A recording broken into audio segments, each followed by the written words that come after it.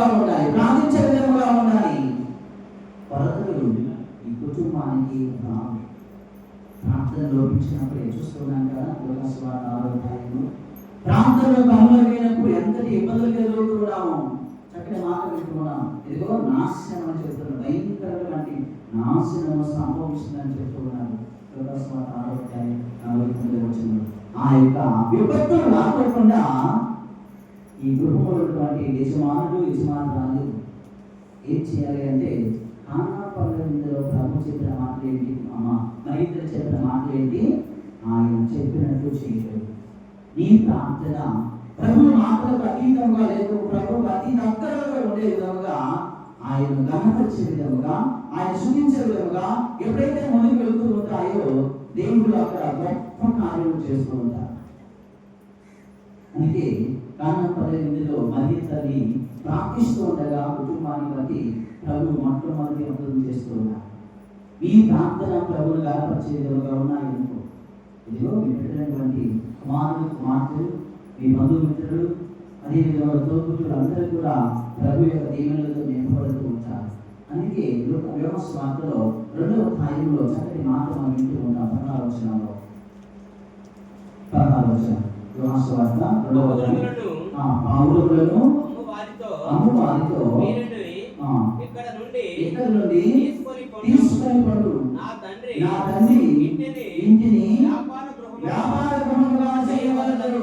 ఈ గృహాన్ని ఇదిగో విచ్చలవిడిగా చేయకూడదు. విజయ్ కుమార్ ఎప్పుడు ప్రార్థన పగిలిపోవాలంటే, ప్రార్థన ఎప్పుడు కూడా ప్రతి గోడ కూడా పంపించాలి, వినపడాలి, ప్రతి గోడ కూడా వినిపించాలి.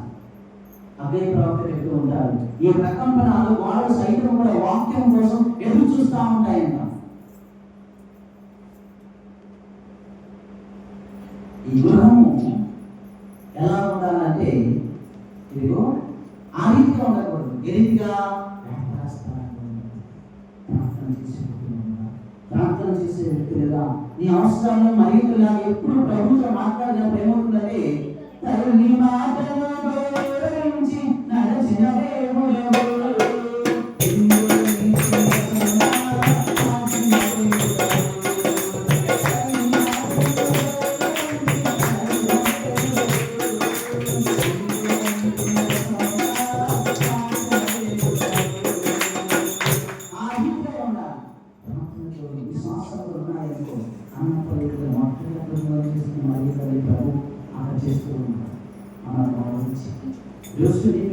గౌరవించి పిల్లలు ఉన్నతమైన స్థితిని ఎదుర్కోవాలి.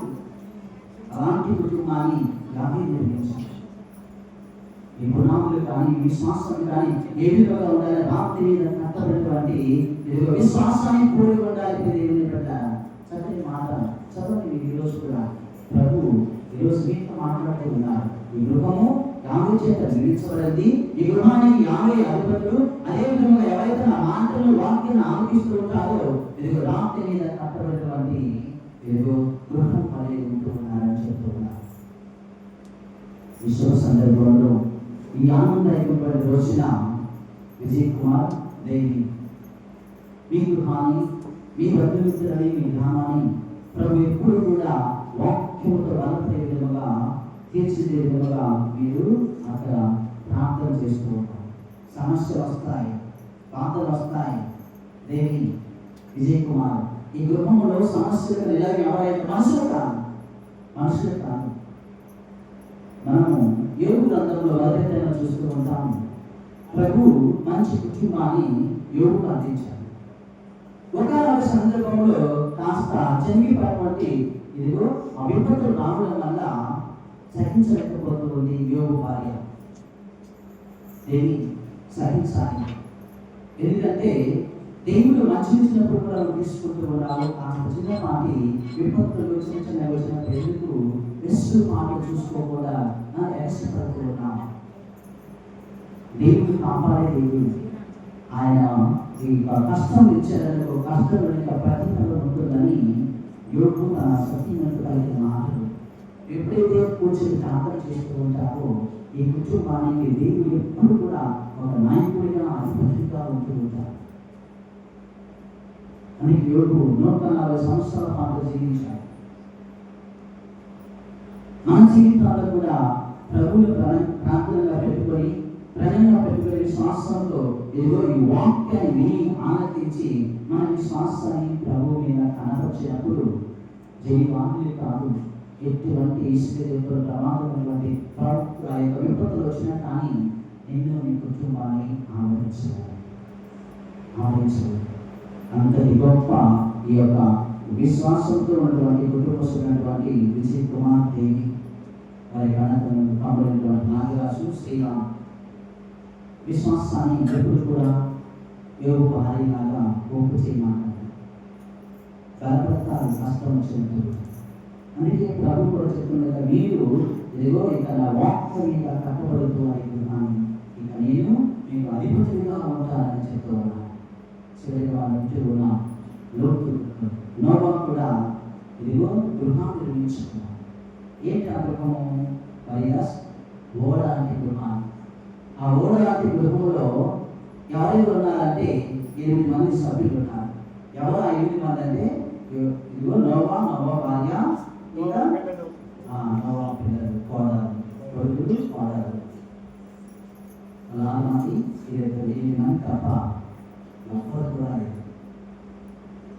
అలాంటి కుటుంబంగా ప్రభు ఈరోజు మరచుకున్నాడు. కాబట్టి సుందరంగా ప్రభు యొక్క కట్టడాలతో నిర్మించిన ఈ గృహానికి ఈ ప్రాంతాలు ఇప్పుడు కూడా మాట్లాడు.